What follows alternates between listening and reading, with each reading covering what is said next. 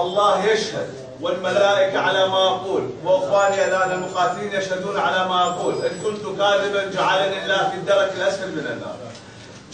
شاهدت الملائكة وجند الله تقاتل معنا. تسألني كيف؟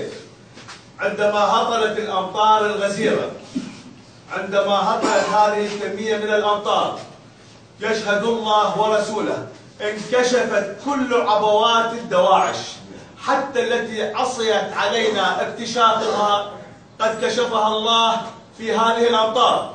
وهناك البشارة تأتي بعد أن توقف المطر وانكشفت الأرض أمامنا. سخر الله لنا حبات من نسميها بالعامية الحالوب، تكون أصغر من حبة الطير، أصغر من بيضة الطير.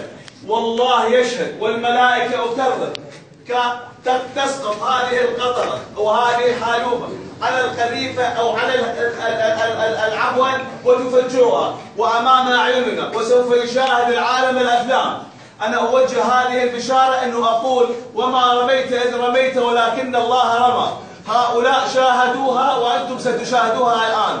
آلاف الألغام التي عصيت حتى على الجهد الهندسي وعصيت حتى على المقاتلين أن يفجروها، فجرها الله بجند من عنده. أسقط المطر وأسقط بعده الحالوب، وبيوت الدواعش بأم عيني تتهاوى وتنفجر أمامنا ونبكي. والله إننا بكينا تلك الليلة،